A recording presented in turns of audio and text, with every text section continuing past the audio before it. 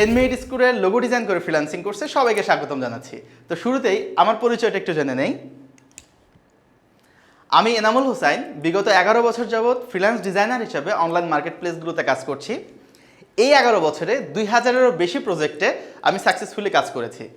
বর্তমানে আমি আপওয়ার্কে top rated plus freelancer হিসাবে এবং ফাইবারের লেভেল 2 ফ্রিল্যান্সার হিসাবে কাজ করছি। এছাড়া আমার প্রতিষ্ঠান অ্যাসপার বাংলাদেশের ফাউন্ডার এবং সিইও হিসাবে কর্মরত আছি। তো আমার সম্বন্ধে তো জেনে নিলাম, এবার আমরা একটু জেনে নেই লোগো ডিজাইন কাকে বলে। লোগো ডিজাইনটা যদি আমি একদম সহজভাবে বলি, লোগো ডিজাইন হচ্ছে একটা কোম্পানির ব্র্যান্ড আইডেন্টিটি বা ব্র্যান্ড আইকন, যে আইকনটা দিয়ে একটা কোম্পানি তার অডিয়েন্সের কাছে তার ব্র্যান্ডকে রিপ্রেজেন্ট করে, রাইট? তো আমরা যেমনটা এখানে দেখতে পাচ্ছি যে লোগো ডিজাইন আমরা ওইটাকেই বলবো যেটা ওয়ার্ড বা ইমেজ বা কালারের সমন্বয়ে তৈরি হবে, তো সেটাকেই আমরা বলবো লোগো ডিজাইন। এখন আমাদের একটু জানতে হবে যে একটা কোম্পানি কেন লোগো ডিজাইনটাকেই প্রেফার করে তার কোম্পানির ব্র্যান্ড আইকন হিসাবে। তো এখানে আমরা 4টা রিজন নিয়ে কথা বলবো, যে 4টা রিজন অবশ্যই একটা কোম্পানির যখন লোগো ডিজাইন করা হয় সেই লোগো ডিজাইনের জন্য খুব বেশি ইম্পর্ট্যান্ট হয়। তো সেই 4টা রিজন কি? প্রথম রিজনটা আমরা এখানে দেখতে পাচ্ছি যে যেই লোগোটা ডিজাইন করা হচ্ছে সেই লোগোটা যেন তার টার্গেটেড অডিয়েন্সের অ্যাটেনশনটা নিতে পারে। এমন যেন না হয় লোগোটা যে লোগো আমি ডিজাইন করলাম বাট সেই লোগোর প্রতি কারো কোনো ইন্টারেস্ট নাই, সেই লোগোটা কেউ দেখছে না, এরকম হলে হবে না। অবশ্যই সেই লোগোটা আই ক্যাচিং হতে হবে এবং অ্যাট্রাকটিভ হতে হবে, রাইট? এরপরে যে রিজনটা আছে সেটা হচ্ছে আমাদের লোগোটা যখন কেউ দেখছে সেখানে যেন অবশ্যই ফার্স্ট ইমপ্রেশনটা বেটার হয়। কারণ আমরা জানি যখন কোনো কিছু আমরা দেখি সেটার ফার্স্ট ইমপ্রেশনের ওপরেই কিন্তু আমি তাকে জাজ করে ফেলি, বেশিরভাগ ক্ষেত্রে কিন্তু এই বিষয়গুলো হয়ে যায় আমাদের। তো আমরা যখন একটা লোগো ডিজাইন করছি এবং যে কোম্পানিটা তার জন্য লোগো ডিজাইন করছে সে কিন্তু সবসময় এই জিনিসটা চিন্তা করে আমার লোগোটা যখন কোনো অডিয়েন্স দেখছে তার জন্য ফার্স্ট ইমপ্রেশনটা বেটার হয়, সেজন্য আমাদের সম্বন্ধে একটা ভালো আইডিয়া নিয়ে যেতে পারে, রাইট? তো আমরা এরপরে যে রিজনটা দেখব সেটা হচ্ছে লোগোটা যেন অবশ্যই মেমোরেবল হয়। লোগোটা আপনি সব কিছু ঠিক রাখলেন, অ্যাটেনশনটা ঠিক থাকলো, ইমপ্রেশনও ঠিক থাকলো, কিন্তু লোগোটা মেমোরেবল হলো না, আমি দেখলাম দেখার সাথে সাথে ভুলে গেলাম, এবং ফিউচারে যদি সেই লোগোটা আবার আমার সামনে আসে আমি চিনতেই পারলাম না যে এই লোগোটা আসলে কি, তাহলে কিন্তু হবে না। অবশ্যই লোগোটা আমার মেমোরেবল হতে হবে। এখন লোগোটা মেমোরেবল কীভাবে হয়? বেশ কিছু বিষয় নিয়ে মেমোরেবল হয় লোগোটা। এই ইন্টায়ার কোর্সে আমরা কিন্তু এই বিষয়গুলো জানবো। তো পরবর্তীতে কি আছে? পরবর্তীতে যে পয়েন্টটা আছে এটা কিন্তু খুবই ইম্পর্টেন্ট, যে আমার যে কোম্পানিটার ব্র্যান্ড, এই ব্র্যান্ডের কিন্তু ফাউন্ডেশনটাই হচ্ছে আমার লোগোটা দিয়ে। কারণ আমি যখন লোগো ডিজাইন করছি, লোগো ডিজাইনটা কেন করছি? জাস্ট একটা লোগো দিয়ে দিলেই কি হয়ে গেল? বিষয়টা কিন্তু তা না। ওই লোগোটা যেন আমার কোম্পানি বা আমার ব্র্যান্ডকে রিপ্রেজেন্ট করতে পারে। ওই লোগোটা যখন আমি দেখব তখন যেন আমার কোম্পানিকে সে রিপ্রেজেন্ট করে, তাহলেই কিন্তু একটা সাকসেসফুল লোগো ডিজাইন করা সম্ভব। তো এই বিষয়টা আমরা একটু এলাবোরেট করি, তাহলে আমরা আরও ভালো বুঝতে পারবো।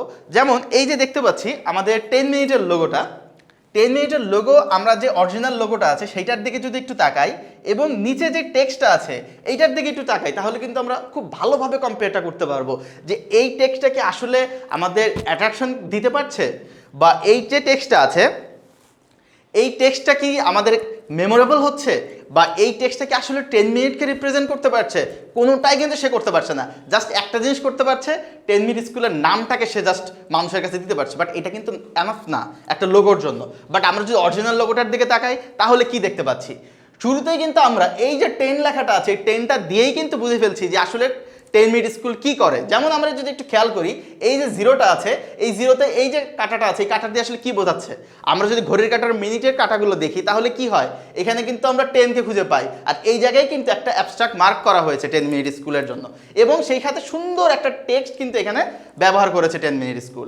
বাট এইখানে আমরা যেটা দেখতে পাচ্ছি একটা ফ্ল্যাগ টেক্সট ব্যবহার করা হয়েছে, এইটা কখনোই লোগো হতে পারে না। এবং আমি যেই বৈশিষ্ট্যগুলোর কথা বললাম যে একটা লোগো মেমোরেবল হতে হবে, একটা লোগো অবশ্যই কি বলে অ্যাট্রাকশন ক্রিয়েট করতে হবে তার অডিয়েন্সের সাথে, এই প্রত্যেকটা বিষয় কিন্তু 10 মিনিট স্কুলের ভিতরে আমরা দেখতে পাই।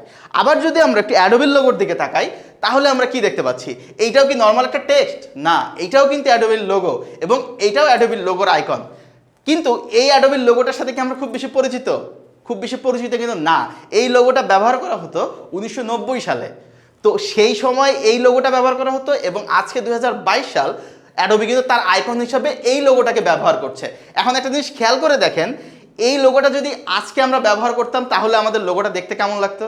আর এখন যে আছে এইটা কোনটা বেশি মেমোরেবল আমাদের কাছে। আমি যদি আপনাদেরকে জিজ্ঞেস করি, আমরা কিন্তু এক কথায় বলবো এইটার এই লোগোটা দেখলে কিন্তু তার টেক্সটেরও প্রয়োজন হয় না, আমরা জাস্ট আইকনটা দেখে কিন্তু বুঝে ফেলছি যে এটা অ্যাডোবির লোগো। বাট এইটা কত কিছু করা হয়েছে একটু দেখেন, কত কমপ্লিকেটেড করা হয়েছে এই লেখাটাকে, কিন্তু এটা মেমোরেবল হয় নাই। এবং অ্যাডোবি কিন্তু এই লোগোটা 3 বছরের বেশি ব্যবহারও করতে পারেনি, তার কিন্তু এখান থেকে সুইচ করে অন্য লোগোতে চলে যেতে হয়েছে। ওকে, আমরা নেক্সট স্লাইডটাতে যাই। তো এবার আমরা একটু জেনে নেই যে এই কোর্স থেকে আমরা আসলে কি শিখব। এই কোর্সটা একদম বিগিনার লেভেল থেকে যারা আছি তাদের থেকে শুরু করে অনেক এক্সপার্টরাও এখান থেকে অনেক ইনফরমেশন পাবেন, যেটা তারা তাদের লোগো ডিজাইনে ব্যবহার করতে পারে। তো শুরুতেই আমরা কি শিখব?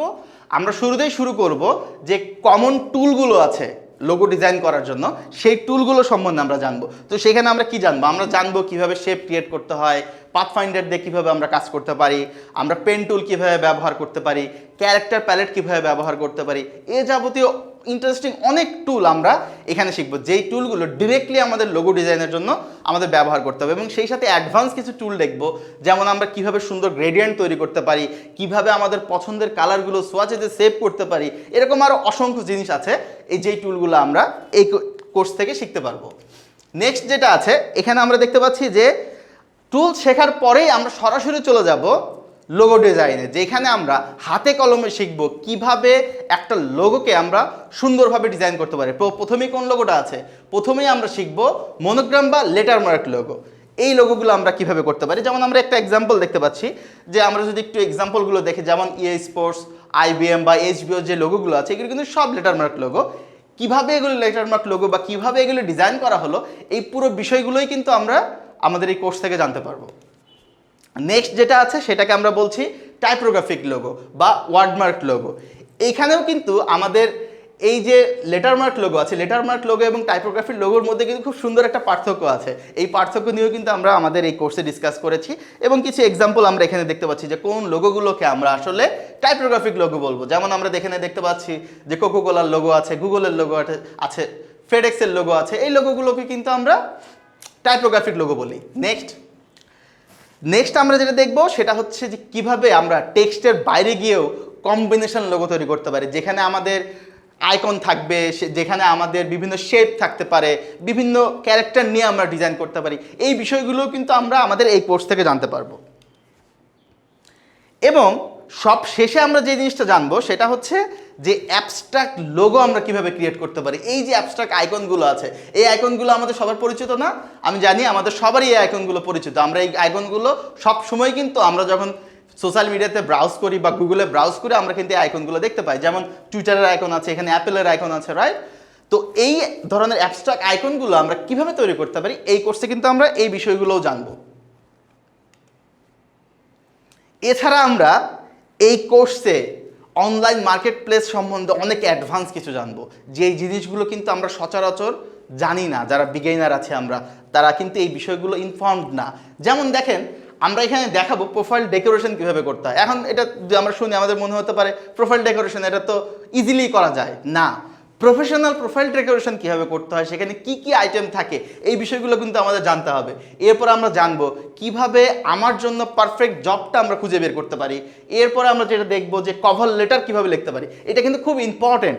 আমরা যখন কোনো মার্কেট প্লেসে যাব, সেই মার্কেট প্লেসে যখন আমরা কাজ করছি, সেখানে কিভাবে আমি আমার ক্লায়েন্টের সাথে কমিউনিকেট করছি, এটা কিন্তু একমাত্র ওয়ে আমাদের ক্লায়েন্টের সাথে কমিউনিকেট করার। নেক্সট আমরা জানবো কিভাবে আমরা বিট করতে পারি। আমাদের কিন্তু এটা একদম কমন সমস্যা যে আমরা বিট করি, কিন্তু বিট করলে কাজ পাই না। অসংখ্য বিট করছি, বিট করতে করতে আমার কানেক্ট শেষ হয়ে যাচ্ছে, কিন্তু আমি কাজ পাচ্ছি না। তাহলে কিভাবে হবে? এখানে আমরা এই বিষয়গুলো আপনাদেরকে এক্সপ্লেন করব যে কোন টেকনিকে আমরা যদি বিট করি তাহলে আপওয়ার্ক থেকে আমি কাজ পাবো। নেক্সট কি আছে? যে আমরা কাজ পেলাম, সব কিছু পেলাম, আমাদের ডলারও আসলো, কিন্তু সেই ডলার উইথড্র করবো কীভাবে? এইটার প্রসেসটাও তো আমাদের জানা প্রয়োজন। আমরা কিন্তু এখানে এই বিষয় নিয়েও ডিটেলে কথা বলেছি এবং আমি দেখিয়েছি সরাসরি কিভাবে আমরা আমাদের আপওয়ার্ক অ্যাকাউন্ট থেকে লোকাল ব্যাংকে আমাদের কাঙ্ক্ষিত ডলারটি ট্রান্সফার করতে পারি।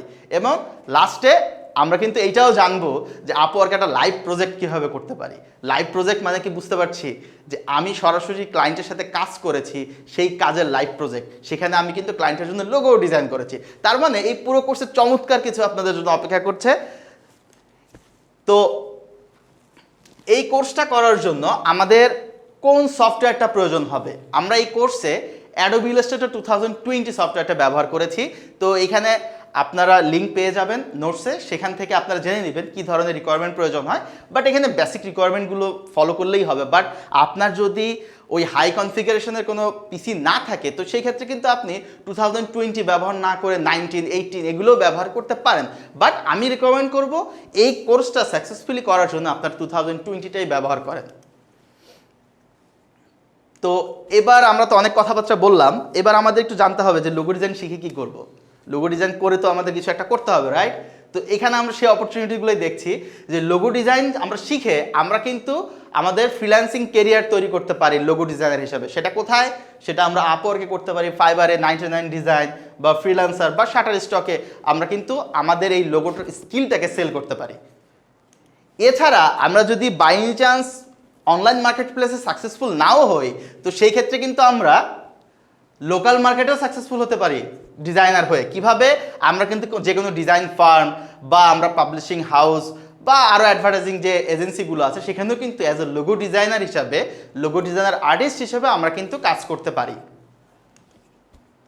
এবার আমরা একটা ইন্টারেস্টিং বিষয় দেখি যে কেন আমাদের লোগো ডিজাইন শেখা দরকার। যেমন দেখেন, আমরা এখানে দেখতে পাচ্ছি যে ইউএসএতেই শুধুমাত্র এই লোগো ডিজাইনের এস্টিমেটেড ভ্যালু হচ্ছে $3 মিলিয়ন। বুঝতেই পারছি যে এই মার্কেটটা কত বড়। এরপর আমরা যদি খেয়াল করি যে 67% স্মল বিজনেস ওনার যারা আছে তারা একটা লোগোর পিছনে খুব সহজেই $500 খরচ করতে রাজি। তার মানে বুঝতেই পারছি যে আমরা যদি কোয়ালিটির লোগো ডিজাইনার হতে পারি আমাদের জন্য এই মার্কেটটা কত বড়। আবার আমরা যদি একটু দেখি যে 18% ক্ষেত্রে এই লোগোগুলোই কিন্তু তারা $1000 দিয়ে কিনতে আগ্রহী। এবং এই কথাগুলো কিন্তু আমি বলছি না, এই কথাগুলো বলছে ডিজাইন হিল, ওয়ার্ল্ডের অনেক বড় একটা অনলাইন মার্কেট প্লেস যেখানে আমরা কন্টেস্ট বেস কাজ করতে পারি। এই বিষয়ে আমরা জানবো পরবর্তী ক্লাস থেকে। তো আজকের ক্লাসটা এতটুকুই ছিল। নেক্সট ক্লাস থেকে আমরা ইন ডিটেইলে কিভাবে লোগো ডিজাইন করতে পারি, লোগো ডিজাইনের basic tools, market place, practical অনেক কিছু আপনাদের জন্য অপেক্ষা করছে। তো আজকের মতো এখানেই, দেখা হচ্ছে পরবর্তী ক্লাসে। ধন্যবাদ সবাইকে। স্কিল আর পড়ালেখার জন্য যা কিছু প্রয়োজন একটি অ্যাপেই পাওয়া যাবে সকল সলিউশন। 10 মিনিটস নিয়ে যে কোনো জিজ্ঞাসায় কল করুন 16910।